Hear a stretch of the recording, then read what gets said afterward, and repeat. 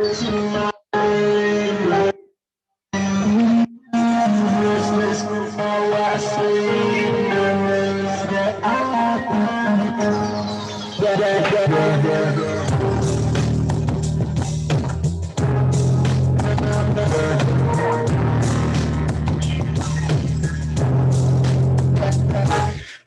is up, my beautiful people? Great to see everyone again. Welcome back to episode 2 of season 2 of the Holmes Hour.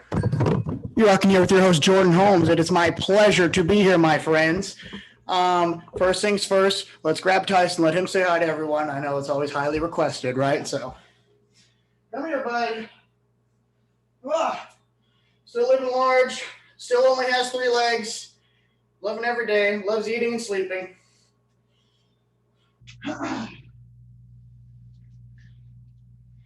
All right, guys, we got another week of NFL football to talk about, and I am absolutely outraged to be here talking about it again with all of you. Man, let me catch my breath real quick. Let's just dive right into it like we always do, folks. Start off with you know what? Actually, shout out Connor McFarlane. That's his music right there. Check out the SoundCloud, Con Just 8. Obviously, skateboard is made by Loud Exec Designs on Instagram. My boy Ethan Simmons. Check him out. Hit the link. You know what to do, people. He can ship you custom boards, too, if you give him designs. And Connor can write music for you as well. He's working in a studio in L.A. right now. So they're both off doing big things. As I was saying, let's just dive right into this Thursday night matchup with the Jacksonville Jaguars versus the Cincinnati Bengals. Somehow the Cincinnati Bengals were 2-1 going into this game, and the Jacksonville Jaguars have found themselves at 0-3, led by head coach Urban Meyer and rookie first-round draft pick Trevor Lawrence. Obviously, former Clemson OU matchup there with Joey Burrow and Trevor Lawrence, so that's always fun and interesting to watch. This game started off fairly strong for Jacksonville. Cincinnati was held scoreless in the first half of the game, which no one's ready for.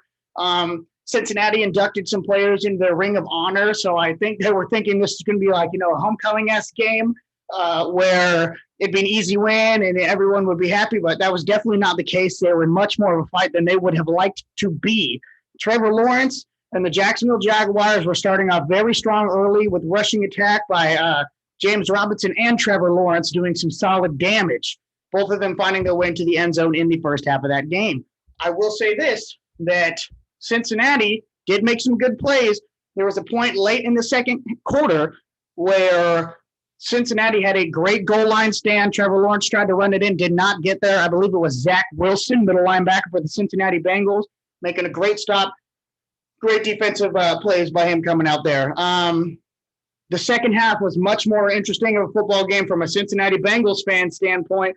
Trevor Lawrence starts hitting people deep, starting off with a deep play to Jamar Chase, right? The big player of the day for that Bengals team, though, was, I don't know the first name, but the last name is Uzoma, tight end. He had 2 touchdowns, found pay dirt twice, and they weren't caught in the end zone. We're talking yards after catch, working his way over into the end zone after that. So really good job by, I think it's CJ Uzoma getting in there.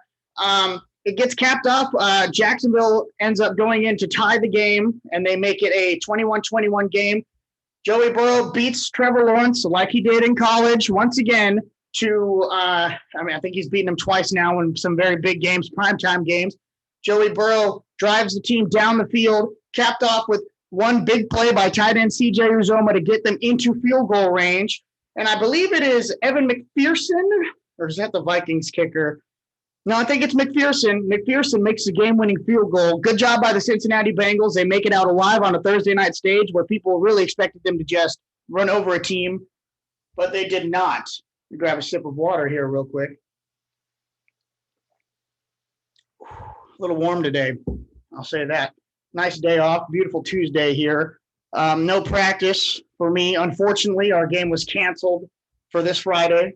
So we do not have a game. The Pioneer Patriots do not have a game, so I've got some free time.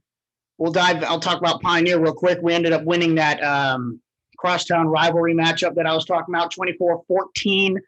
Great game by both teams. The Woodland Wolves basically have 2 Jerome Bettises at running backs. They were extremely hard to stop. Patriots played good football, end up getting a large offensive play down the field to get a touchdown, and kind of make it a tough comeback for the Wolves with only 3 minutes left when they got the ball with us being up by 10. Really great matchup.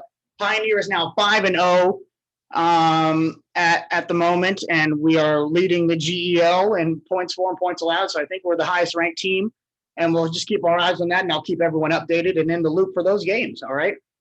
Let's dive into our Sunday night games. We had some good ones. Let's go into a very good one first to start off. We had the Tennessee Titans versus the New York Jets at New York. What a game for Zach Wilson. I'm just going to say this.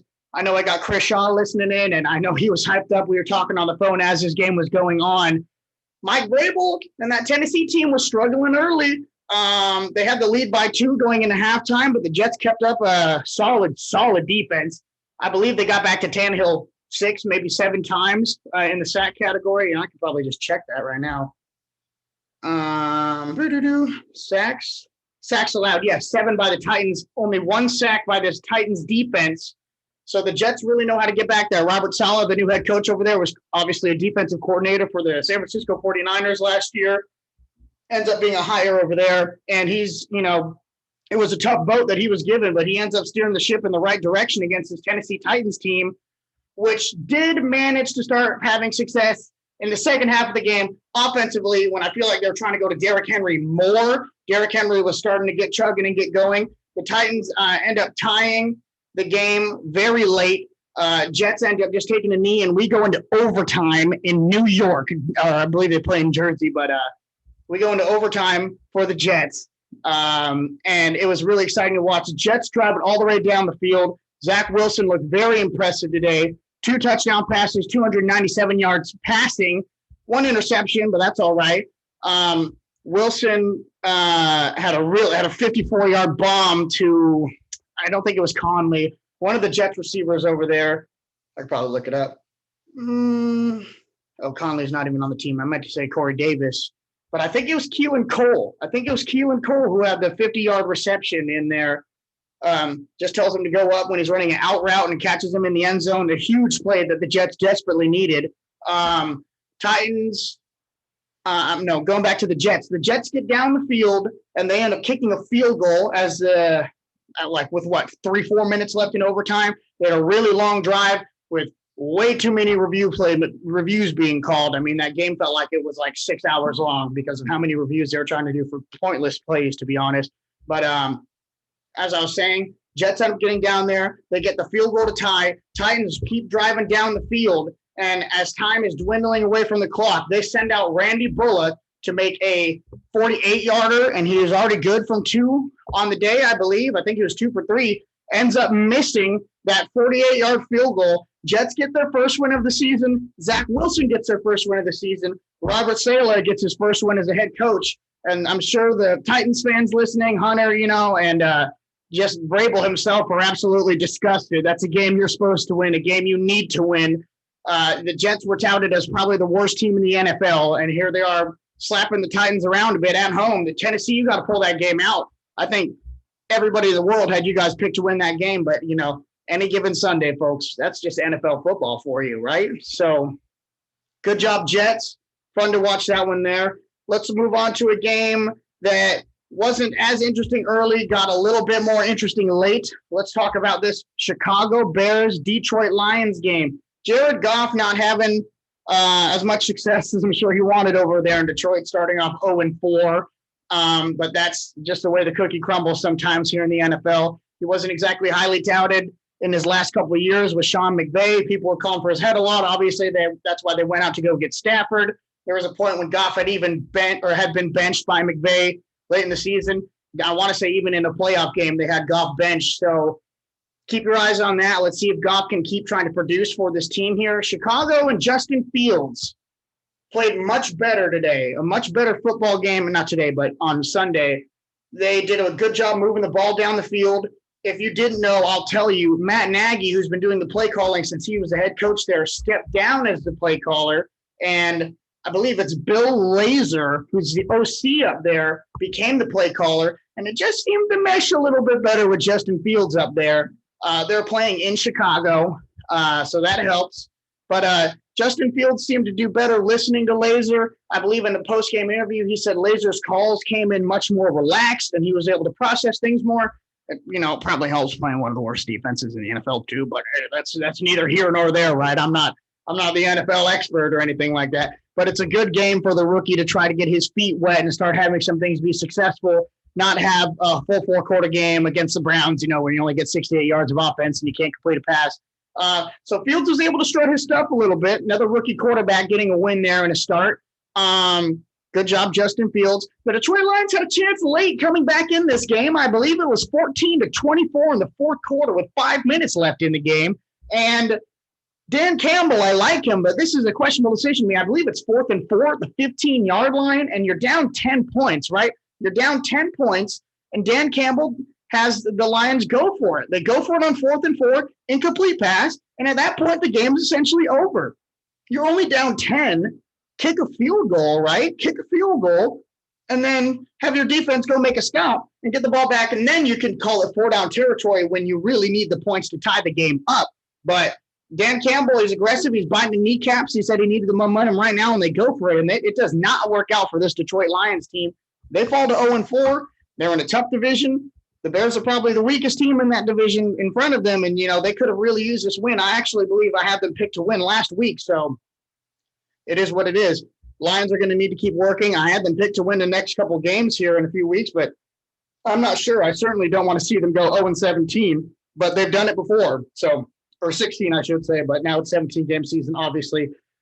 So the Bears managed to pull this one out. Good job, Chicago. And they're going up against my Raiders next week. So I hope Fields doesn't have that same success that he had this week against Detroit, right? Moving on along. Sorry, my game's disappeared here for a second. Final score of that one, 24-14. Let's go into a game that a lot of people were saying was quite boring. I thought it was pretty interesting defensively at the first half of the game, but we have the Indianapolis Colts at Miami Dolphins Stadium. Miami, Jacoby Brissett looking nothing like they did when they played the Raiders last week. Very much struggles trying to get points on the board offensively, especially early in this game. The score at halftime was Colts up 7, Miami only having 3.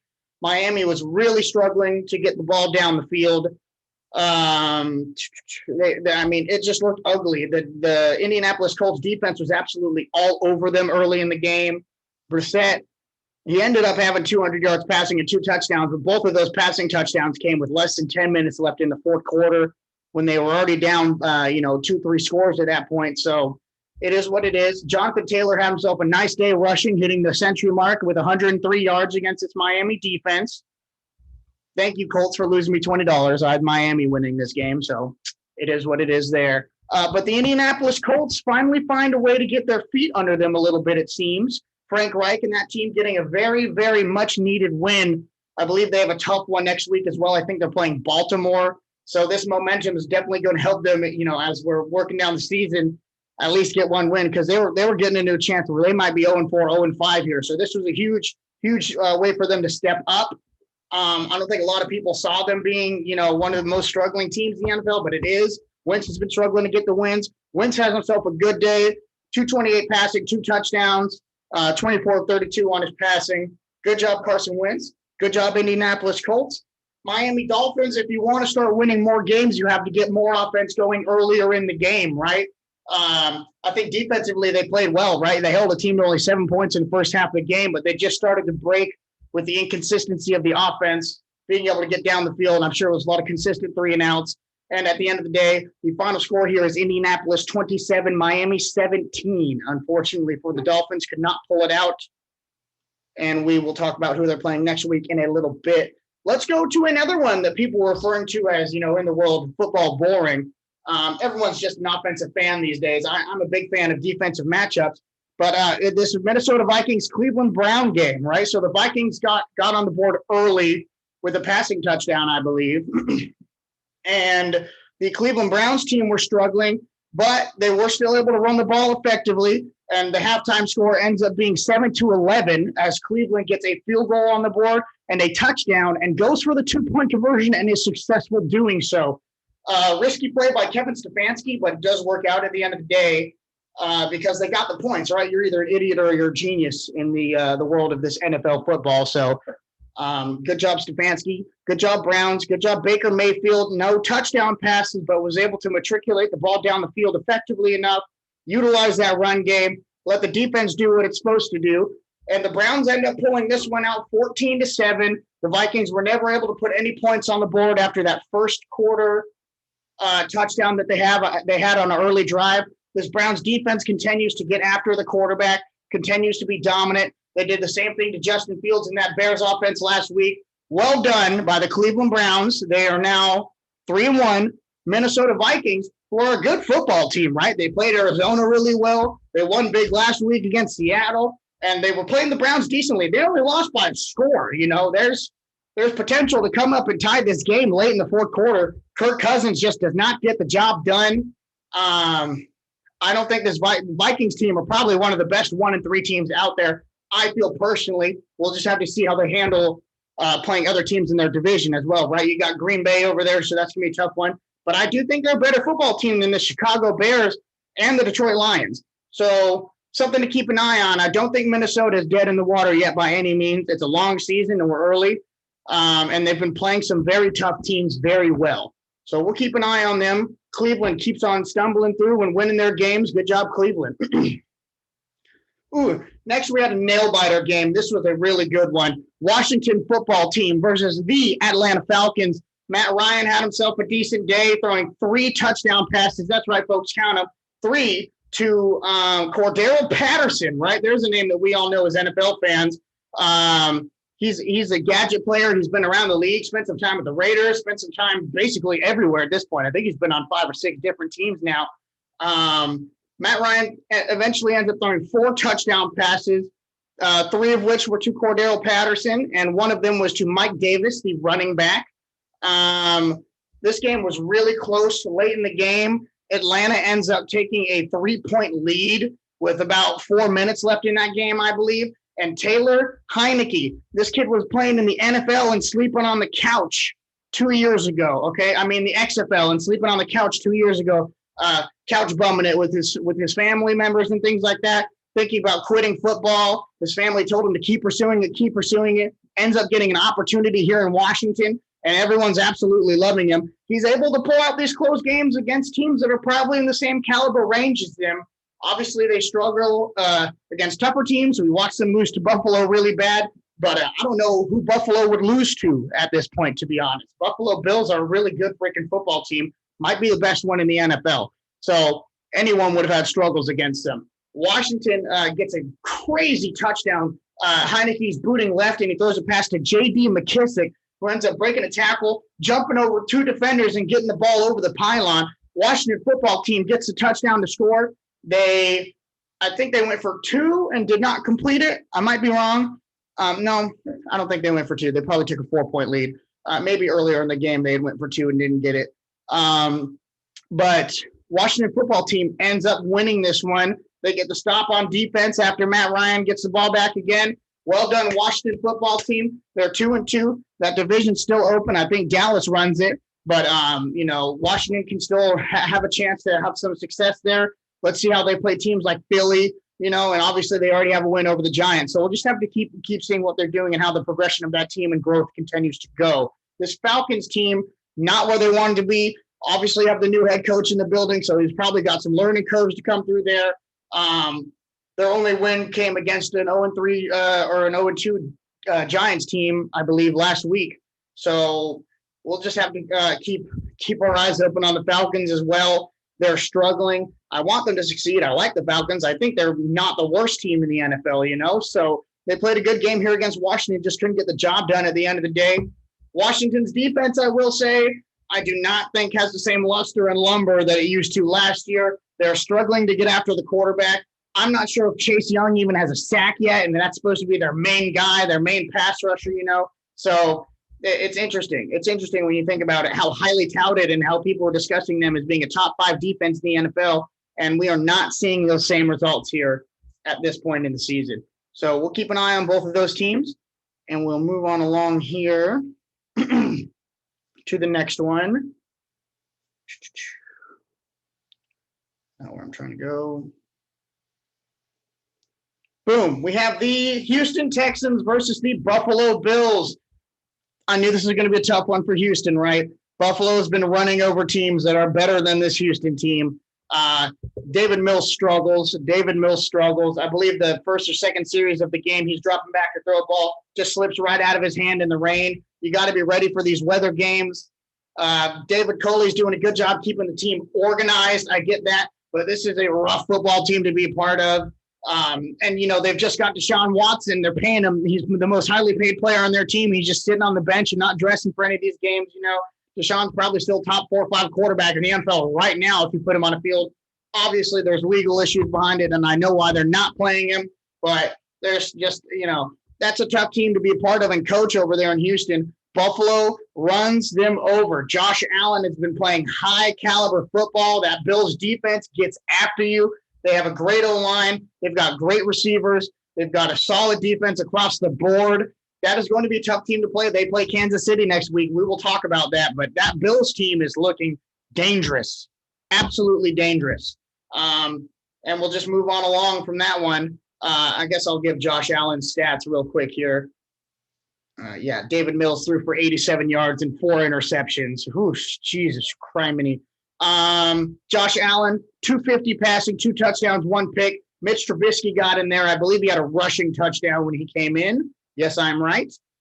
Good job, Mitch. Mitch is probably the most playing time a backup quarterback's gotten in the league so far because the Buffalo Bills just keep running people over, and Mitch keeps getting a chance to get in. Mitch Trubisky, as I'm sure most of you know, was the starting quarterback for the Chicago Bears. Last year, they decided to move on and trade him over to Buffalo and draft Justin Fields and sign Andy Dalton. Ooh, now we've got a really good game coming up here. This is one that I was keeping a tab on and watching for sure. The New York Giants versus the New Orleans Saints. Once again, we got another battle of the news going on here. But the Giants were struggling early. The Giants were definitely struggling early in this game. The Saints were kind of having their way, moving the ball down the field, especially damn it, what's his name? What is that? Number 7, Taysom Hill, especially Taysom Hill. He found himself getting in the end zone twice on rushing touchdowns. They love going to him on the goal line. Kind of pisses people like me off who have Alvin Kamara on their fantasy team, and I want him to run it in. But, hey, the Saints are doing what they need to do to get points on the board. I understand that. So the Saints end up taking an 11-point lead in the fourth quarter of this game. So the Saints are up. Let me see here. Was it an 11-point lead? Yeah, I think it was an 11-point lead. They had 21 points while the Giants were sitting at, let me see, 21. What's the math? The Giants had 10. There we go. Yeah, there we go. Saints had 21. Giants had 10 points. Daniel Jones drives the team down the field. They get a touchdown pass to Saquon Barkley and convert a 2-point conversion. They stop the Saints' drive, get the ball back, and make the field goal to bring the game into overtime, okay? The Giants start off with the ball, and they never give the ball back to New Orleans. They drive the ball down the field, and on a 3rd and goal, they get the ball to Saquon Barkley, who drives it right up the A-gap. Great job, Saquon. The Giants win a game. Their first win of the season comes against the New Orleans Saints. The Saints beat the Packers 38-3 in week 1, right? Let's not forget that. The Saints have played some really tough football teams and won the games. It's interesting that they seem to be struggling against these, what you'd call a lower caliber NFL team at this moment. But great win by the Giants. Daniel Jones is playing good football. 400 yards passing, 2 touchdowns. I'm sure he's got some running yards in there too. Daniel Jones, only 27 yards rushing this game. Well, he was slinging it more. And Saquon was running the rock well as well today, and especially did a good job receiving. Yeah, he had that big touchdown was by Saquon before they got the 2-point conversion. It was a completed pass touchdown. So Giants are rocking and rolling. Let's see what they have next week, and we'll talk about that game. Saints are struggling. Let's see what they have next week, and we'll also talk about that game. Let's see if the Saints can maybe start to pitch things together and figure it out with the people they're going up against. And let's see if the Giants can keep the ball rolling. Both of the New York teams having overtime games this week. That's interesting. Both of them hadn't gotten a win. New York, both getting their wins. Great job by both of those teams. And they provided some very exciting football games for all of us as well. Chiefs, Eagles. All right, guys. The Eagles were playing, they were staying in this game enough early on along, but there was really a tough call that they had made. They went for it on 4th and 4, and they end up getting the touchdown. It's called back because of an offensive PI on a rub route. Nick Sirianni, he's pissed. He's yelling at refs. They end up just having to settle for the field goal, and the game was just kind of completely out of hand from that point. The Kansas City Chiefs win this one 42-30. They end up covering. Patrick Mahomes had 3 touchdown passes to Tyreek Hill. Geez, what else is new? That guy's one of the best receivers in the league, so hard to stop, and he went absolutely bananas today. I think he had 185 receiving, and 186 receiving and 3 touchdowns on 11 receptions. Kelsey had himself a quiet day, though. 4 catches, 23 yards. But Patrick Mahomes just finds a way to get it done here in Philly. Rough environment over there. The Eagles, that's a rowdy bunch of fans. But the Eagles are now 1-3 as well, tied with their division rival, the New York Giants. And the Kansas City Chiefs go to 2-2. I believe they are at the bottom of the AFC West right now, still at 2-2. Tough division they're playing in there. And we'll just keep tabs on both the teams and see how they do and move on along with the rest of their schedule. But Kansas City Chiefs end up capping the Philadelphia Eagles 42-30 here. Well done, Kansas City. Next game we'll talk about, it was kind of a blowout, but then, the other team started coming back into this. We had the Carolina Panthers at the Dallas Cowboys. Dak Prescott has been playing some incredibly good football. I do believe the NFC East is their division to lose right now. Panthers end up getting their first loss of the season. There's actually only one undefeated team left, and that's the Arizona Cardinals. So all the undefeated teams fell except Arizona. Let me get these Dallas stats. How'd you do, Prescott? Prescott, 188 yards passing. Not a lot of yards, 4 touchdowns. Looks like they were able to run the ball well, too, because Zeke was absolutely eating. Get the ball and feed him. Zeke has 143 on the ground, and his backup running back, Tony Pollard, has 67 on the ground and 10 carries. They both averaged over 6 yards a rush, both of the running backs there. So Carolina's got some things to work on. Run defensively, and clearly Dak was able to find his receivers in the end zone for a touchdown, other than CeeDee Lamb, who had a very quiet night with only 2 receptions for 13 yards and no touchdowns. Carolina was struggling early in this game. Dallas absolutely exploded in the third quarter with 20 points. Carolina tries to mount a comeback. They score 2 late fourth quarter touchdowns, I believe both to DJ Moore. But it was just too little too late. DJ Moore's been playing great football. Darnold's been playing good football. Is this game much more exciting and much closer in the fourth quarter if this Carolina Panthers team still has Christian McCaffrey, who just seems to always have the injury bug? Who's to say, right? Chuba Hubbard gets 57 yards on 13 carries, but that Panthers team really had to convert to an aggressive pass offense because they were just down so much in the fourth quarter. So they really were trying to put things together passing-wise. I don't know if Chuba really got a chance to shine, but great job, Dallas. Great offensive production. They're 3-1. Is Mike McCarthy a good coach? Geez, I don't know. I mean, is Jerry Jones really the head coach? I've never been the hugest Mike McCarthy guy, but dude's got a ring. I watched them all through Hard Knocks, and I thought they just looked terrible. But obviously Dak wasn't playing, and it'll be interesting to see what this Dallas Cowboys team can do. That was not an easy game against the tough Carolina Panthers team, who is, much more success than they've had in earlier years, especially since moving on from Ron Rivera. So we'll keep our eyes open on both these teams. Good job, Dallas. Carolina's still 3-1. No reason to freak out by either team. They've got good records here. How about them Cowboys, huh?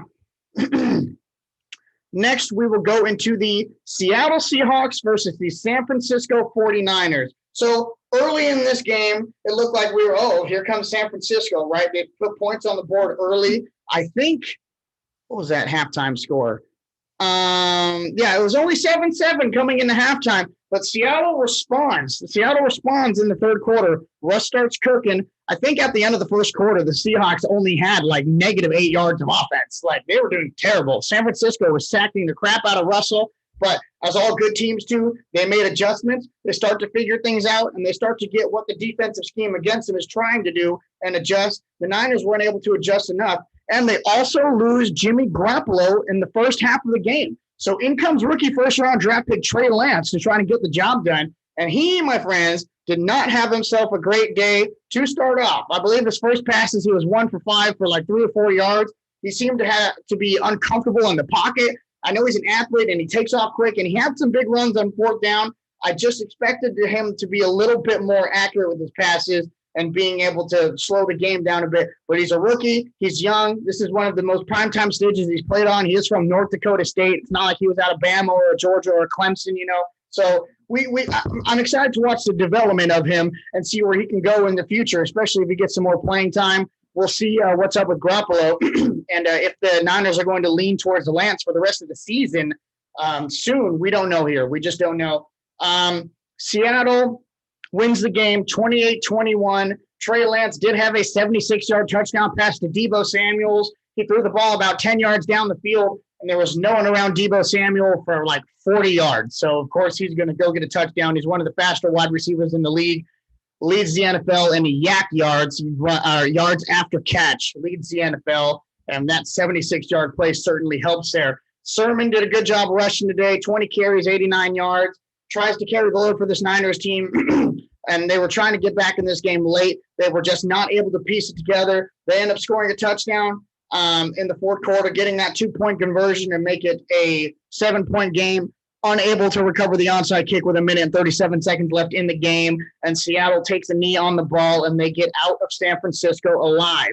Seattle Seahawks playing better football than we've seen them being playing. The Niners seem to be playing a little worse football than we expected them to be playing. Let's see how both of these teams continue to adjust as the season moves on. I do not think this Niners team is completely dead in the water. I don't think the Seattle team is going to start blowing people out. They're both in a tough division. I don't know if they're better than either of the teams in their divisions yet. We're going to see. Niners got Arizona. Seattle has the Rams. We'll see how they both respond to those tough games. All right. Good NFC West matchup right there between those two good teams. We'll move on to the other NFC West matchup of the week, which was the Arizona Cardinals versus the Los Angeles Rams. The only game this week which consisted of two unbeaten football teams. Now, the Rams – it's water, by the way. It's funny. You like this glass? Guys, fancy, huh? A little goblet. I got it at a yard sale. Stupid, I know. The Rams struggled early in this game, and the Cardinals were putting it on the gas pedal, and Kyler Murray absolutely has the offense and the run game and the defense to do that, okay? They went out and spent big money on J.J. Watt. They've got Chandler Jones over there. Murphy Jr. has been playing great football. I think he leads that team with interceptions. They're a fun team to watch over there in Arizona. They've got people that can get after the quarterback, and they've got a great quarterback who is freaking impossible to tackle because he's like 5'6" and runs a 4.1 40, So Arizona was up 24-13 at halftime. Arizona gets 10 more points in the third quarter. The Rams are only able to muster up 7 points in that game. Matthew Stafford playing his best football. There was a 4th and 2 in that game when they were down 17, I believe. And Matthew Stafford threw an absolute laser, but it ended up being dropped by the tight end Higbee. And at that point, I believe the game was pretty much over. Edmonds rips off a big run. The Rams just lose all of their steam at that point. Arizona rises themselves up to 4-0, the only undefeated team in the NFL right now, while this Rams team falls to 3-1. There's a lot of good football being played over there in the NFC West, guys. A lot of good football being played in the NFC West. Probably one of the toughest divisions in football.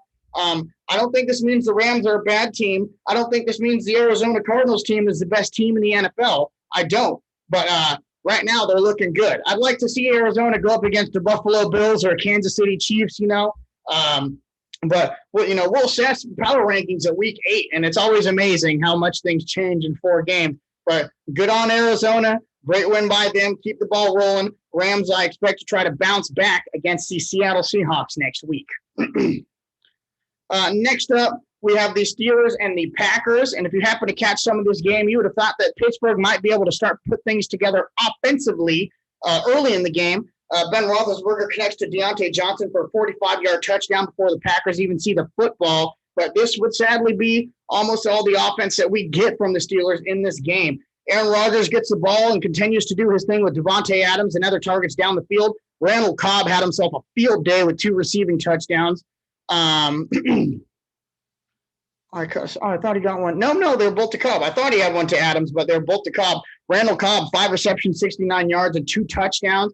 A.J. Dillon getting the main – actually, A.J. and Aaron Jones split carries, but A.J. far exceeded Aaron Jones. They both had 15 carries, but A.J. Dillon has 81 yards and averages 5.5 per carry. Rodgers, 248 passing, 2 touchdowns.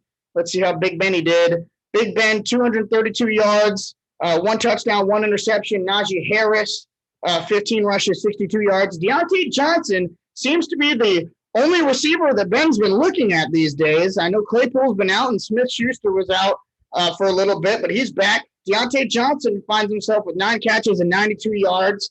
The Steelers offense just kind of confuses me. They go for it in really big situations, and they did the same thing last week. It's 4th down. You've got 4th and 4, 4th and 5. And what they do is they snap the ball. Ben Roethlisberger just immediately throws the football to Najee Harris on swing routes both times, both in pivotal moments in the game. And Najee is tackled immediately. I mean, literally immediately. I don't know why they're like, oh, let's hit that swing route.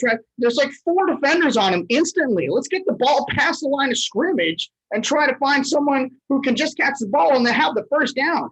Slant route, dig by the tight end, something. Let's try to get more creative by the Steelers offense, Tough game over there for the Steelers. Good game by the Packers. They keep on rolling. A lot of people calling for Ben Roethlisberger's head on a stick, saying he's done, he's retired, we need to move on. A lot of Steelers fans I know are calling for Aaron Rodgers to hop the fence and come on over there with them and start hanging out, come be a Pittsburgh Steeler. So we'll see as that whole saga continues. Obviously, Rodgers is probably in his last year there in Green Bay, so we're going to see how this whole situation ends up. Steelers struggling offensively. They need to find a way to put something together. Are they going to be able to do it against the Denver Broncos next week? We will see. TJ Watt is back and playing football. So that helps tremendously from a defensive standpoint. Just could not get it done against this Green Bay Packers team, who I think is on a roll right now. And I do believe that week 1 loss that they had against the Saints was just a fluke and a little bit of sock in the mouth, which some teams need to wake up. Here's another game I had some money on. I had 20 on the Ravens beating the Denver Broncos in Denver. I know the Broncos fans were out and faithful and being excited and cheering, but it just was not enough to stop this Ravens team. The Ravens seemed to have the edge for most of the game after Denver was the first team to get up on the board. The Ravens scored 17 in the second quarter and 6 in the fourth, and we had a scoreless first and third quarter by both these teams. Defenses were playing well. I think Denver's got a decent defense, but the offense was just struggling so much to put anything on the board. Teddy Bridgewater had a concussion that took him out in the third quarter, missed the third and fourth quarter. Drew Lock goes in. Drew Lock is just not the guy I feel that you want to give the football. It's tough. I know he's the backup, and he was obviously their starter for a little bit, but Teddy Bridgewater, I believe, is a much better quarterback. I would like to see how this game would have played out if Teddy Bridgewater stays in. Personally, I still think the Ravens get the win. Do they get it running away with it like they did at 23-7?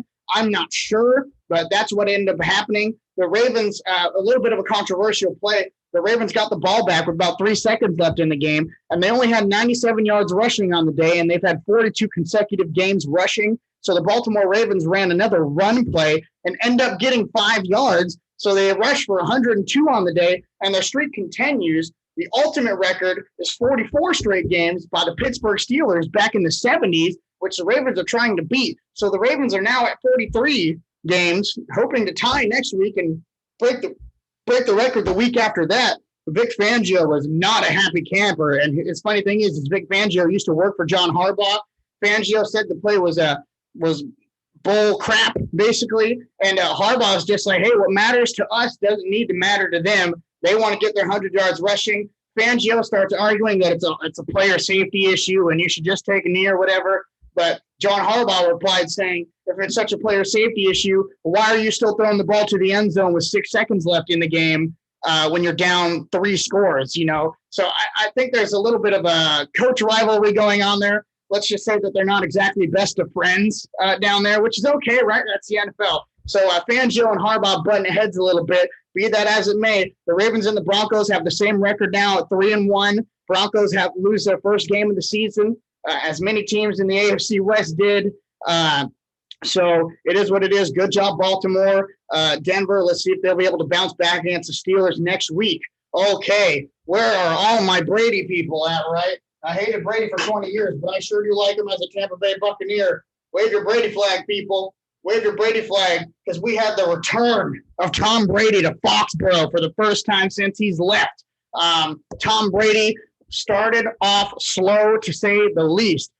It was definitely raining over there, but we know Tom Brady's used to playing in in Boston and having some weather there, and it wasn't cold, and they're used to rain over in Tampa Bay as well. So Tom Brady started off slow in this game. Only managed to put together 2 field goals in the first half, while the Patriots did have a touchdown in the first half. Tom Brady really started cleaning it up, though, in the second half. The running game definitely started getting going for that Tampa Bay team as well, where the running game never started going for New England, where late in the fourth quarter they had -1 rushing yards. I will say this. While New England was unable to run the football, Mac Jones came out in that second half of the game and absolutely impressed. He was driving his team down the field. He was completing passes. He ties Tom Brady's rookie record for completed passes in a row in Foxborough against Tom Brady. Mac Jones has 19 in a row completed in the second half of this game. 19 passes, very hard to do. And he ties Tom Brady's record. Interesting, right? Tom Brady passes Drew Brees in this game for the all-time passing yards leader in the NFL. Wild. I think it's 80,000 and something, which is just absolutely insane when you really try to think about it. 80,000 freaking passing yards. But Tom Brady does succeed Drew Brees. Drew Brees was at the game. I don't know if he was happy for him or whatever. I don't know if he hates Tom, but that's the NFL. Records are made to be broken. Good job by Tom. Tampa Bay ends up driving down the field with about 4 minutes left in the fourth quarter. They get the field goal to take the lead by 2. Mac Jones does his job. They matriculate the ball down the field. Mac Jones gets his team into field goal range. Now it's a 56-yarder, and it's in the rain, but NFL kickers can make this. They've done it before. We've seen freaking Justin Tucker just make a 66-yarder 2 weeks ago or a week ago against the Detroit Lions. Nick Folk kicks it. The kicks looks good for about, say it took 10 seconds. It looked perfect for 9 seconds. It just ends up dipping left, hitting the upright, and the Patriots lose the game on their missed field goal. Now, I will say this. There are still 59 seconds left on the clock. That's a lot of time to give Tom Brady. Yes, a lot of time to leave Tom Brady on the clock. Plus, you got 2 timeouts.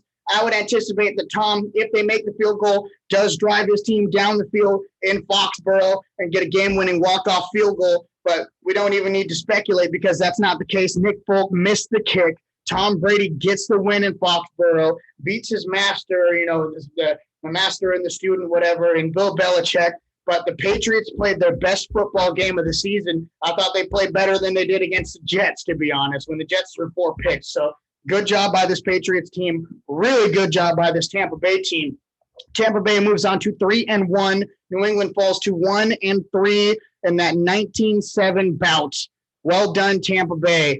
Last but certainly not least, we talk about the Las Vegas Raiders in Los Angeles. A lot of Raiders fans out there in LA. I believe the fan count was 70% Raiders to 30% Chargers. That being said, it did not matter. Justin Herbert and that Chargers defense come out there and get the job done. Herbert drives his team down the field in this first drive, 6 for 6, touchdown to Donald Parham. The Raiders just really never got it together on offense until the second half, which you can't do against a Chargers team with an offense explosive as it is with that young quarterback, Justin Herbert. He's an absolute stud. There's no way to go around it. Derek Carr and his offense could not move the football in the first half. They just couldn't. Penalties, drop balls, inability to run the football. Josh Jacobs still working through injury. Barber leaves the game with injury. Kenyon Drake becomes the only back. They can't move the ball very well, and I don't even know if they had a first down. They had 1 first down in the second quarter of the game with like a minute left in it. In the first half. The Raiders do come back confidently to start the third quarter. They end up getting 14 unanswered. And we're going into the fourth quarter. Justin Herbert does exactly what he needs to do to respond in this game. Drives down the field, gets his team up by 2 scores again. The Raiders get the ball back with about 4 minutes and are not able to answer. Brandon Staley made some gutsy choices. There was a 4th and 2. They went for it on 4th 2 times, maybe 3 times, I believe. They converted the biggest one they needed on a 4th and 2 on the 50-yard line when the Raiders had gotten 14 unanswered. They get it with a quick pass to Jared Cook. Perryman was in good coverage, but Cook ends up making a good snag. And that's just what she wrote. You're not going to go undefeated most NFL seasons. It's only been done once. Obviously, I wanted the Raiders to win that game. It is what it is. Los Angeles Chargers get the win 28-14 versus the Las Vegas Raiders. I will give a shout-out play. The Chargers tried to run a fake punt. The punter catches the ball, throws the pass to the receiver down the left sideline, and Hunter Renfrow, that's right, the car insurance salesman, one of the best players on the damn field, cuts down, sees the fake from his returner position, sprints as fast as he can, hits the wide receiver, top of the ball, or top of the helmet, right onto the football. Ball goes flying out, incomplete pass, crowd goes crazy. It was a great play by number 13 for this Las Vegas Raiders team. Hunter Renfrow is just he's a very, very good football player. I thought our defense played well too. We had some corners getting injured. Jonathan Abrams been playing much more under control. Denzel Perryman's a solid linebacker. Kwiatkowski had some misses in there. Farrell had a bad face mask. We struggled to get after the quarterback. Philon had 2 sacks, but outside of that, there was not enough pressure, I believe.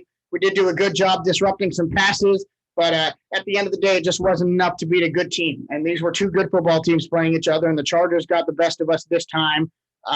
We're excited to look over the matchups for next week and talk about those. So, folks, that is our week 4 of the NFL season. For the next segment here, we're going to be talking about who I think is going to win the next games. Just talk a little bit about them. Obviously, won't deep dive into both teams as much as I did in the games they had just played. So let's get into those, folks.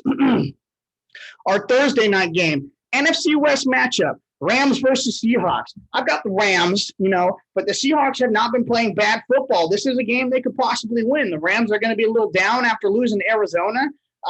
Seattle just won a good game against the Niners. This will be a fun one to watch. I've got Rams here over the Seattle Seahawks.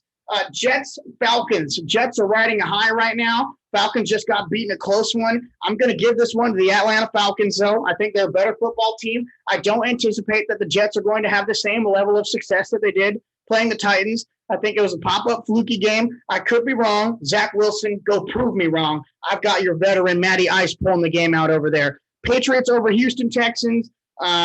I'm going Patriots. Patriots just played their best game yet. I anticipate Mac Jones will have himself a heyday against this Texans team, and the Patriots will be able to run the football.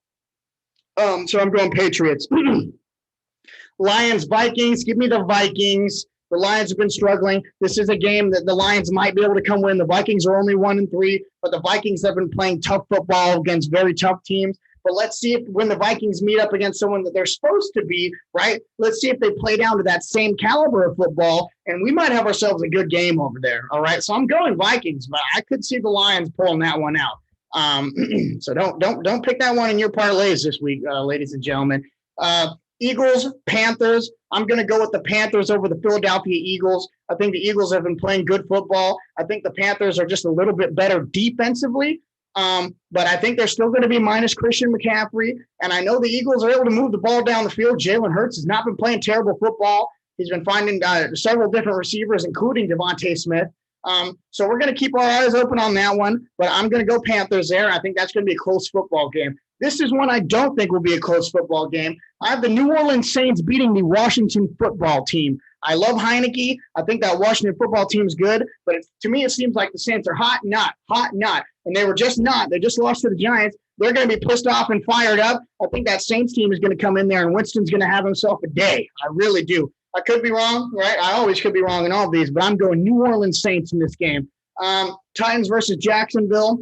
Shoot. I want to just say Titans right away, but the Titans just lost to the Jets. I anticipate they'll be very pissed about losing to the Jets and look at this Jaguars team and attempt to steamroll them. Urban Meyer is dealing with a bunch of stuff right now. Obviously, he had a very young woman dancing with him. He may have been, grabbing her or whatever at the bar, and everyone's on his tail right now. The owner says he's messing up. Urban Meyer has to publicly apologize. I do not like what's going on in Jacksonville. Give me the Titans in that game once again. They just played the 32nd team in the NFL. Now they're playing the 31st team in the NFL. Give me the Titans there. Dolphins versus Bucks. Give me Tampa Bay all day against this Dolphins team. Really struggled this week. Did not impress me offensively. If Tampa Bay's continues to dominate in the run deal like they do, and Brissett's been playing some elusive football, it's hard to be elusive against that Tampa Bay front. Vita Vea is going to come eat you like a bowl of soup. So give me the Buccaneers in that game. Bengals, Packers. Bengals have been playing good ball, but I'm going to ride Aaron Rodgers all day. Hammer down Packers. Really easy call there. That might be a better football game than I'm saying, but I just think the Packers are a much better football team than the Cincinnati Bengals are at this point in the season. So we'll see how that plays out. Broncos at Broncos playing the Steelers. I don't know who's home and away in these matchups.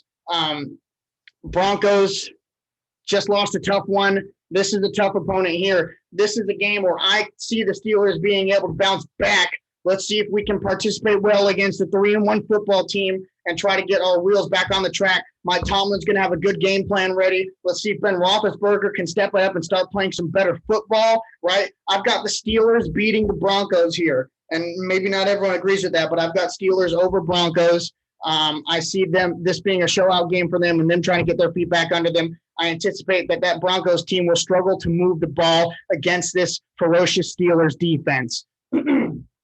Next up, we have Chicago Bears at Las Vegas. I know they're going to be in Vegas for this one. Hammer the Raiders all day. I know that the Bears have found themselves some offensive scheming. I think the Raiders have a better football team. I think they have a much more productive offense. And I anticipate that the Bears will have a rough time moving the ball around against this Raiders D-line that does know how to get after the quarterback against weaker O-lines like the one in Chicago. All right, next we have Browns at Chargers. This is a tough game. I'm picking the Browns to win this one. I think the Browns are going to be able to run the ball very efficiently against this Chargers team like they've been doing most of the year. Obviously, Baker Mayfield can always get the job done as well. So I'm going to lean on the Browns in this one. Chargers might pull it out. I don't know. Herbert's got some magic to him. New York Giants, Dallas Cowboys. Give me the Dallas Cowboys.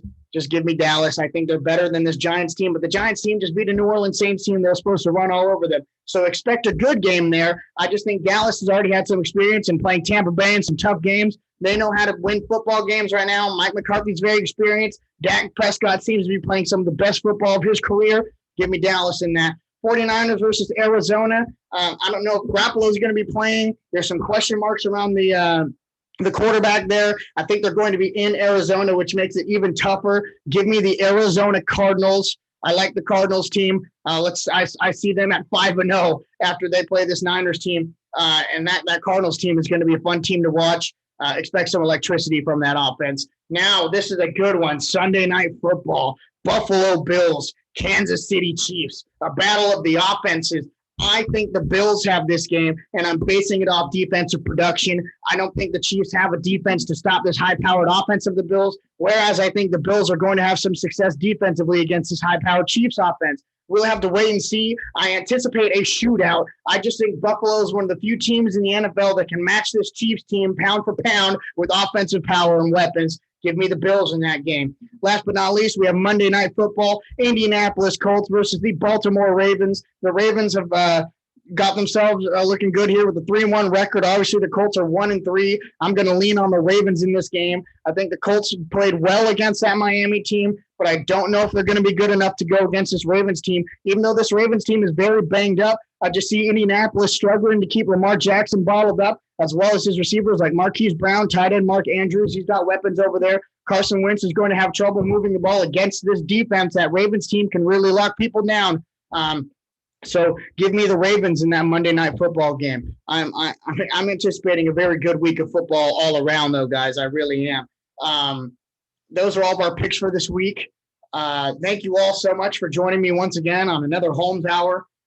Beautiful day to talk NFL football. Love talking NFL football. Hit me up with your questions. Hit me up if you'd like to be a guest. I'm going to have Chris Shaw on here next week. Diehard Jets fan, so maybe the Jets will be able to pull out that win. We'll see. And that's what we're going to do, guys. Appreciate you all for tuning in. Everyone, have a great rest of your week. Let's get after it. Let's work hard, hit the gym, work out, and then we'll hang out on the weekends and do whatever it is you like to do to relax. So I will catch you all. Thank you for watching. Shout out for everyone listening. I know I got my pops. I got a good amount of family members in there. You know what? Let's do a quick chime into my Lawrence boys real quick, too. Got quite a few friends over at Lawrence University. Lawrence played a tough game against the best team in the league over there against Monmouth College. But let's just give a shout-out to how people are doing production-wise. Tanner Morris has 280 yards receiving. Cameron Wicks, 266 receiving. They both have 4 touchdowns. My main man, Nick Pastrone's going out there. He's got 126 yards receiving on only 7 catches. So that man's got to be getting yards each time he touches the football. My boy, Billy Wallish, I see that 17-yard reception on there, Billy. Nice snag, been playing some tight end, a little bit of quarterbacking as well over there for Billy. It's fun to see. Going on to the defensive side of the ball, my man, Eder Bellegarde playing great. I see you, Chad. Good work, man. Leading the team in tackles with 43. Zach Allen, I see you there as well, playing good ball. Got a good amount of tackles with 27 there. When I watch the games, your name's called all the time. You're a lightning bolt. Zach Adams been playing good ball. Terrell Myers leading the team with interceptions. My boy Deuce is balling out over there. I see you, Sheldon. I know you're doing good work. Alan Garcia, Prince Makuna, Derek Brickley, Oni Sornanen over there with 3.5 tackles for loss for 6 yards. Zachary Burke on the O-line. Yes, and if I'm forgetting you, I'm sorry. I'm just reading through them quick. But love all my boys over there. Lawrence, all right, still thinking about you, still watching all your games. I know you guys are going to ball out. Just keep your heads up, keep playing, keep your nose to the grind. Let's go Vikings over there up in Lawrence. All right, everyone, that's all I got for us today. Everyone have a great day, and I will see you all next week, probably around the same time. Stay cool, my people.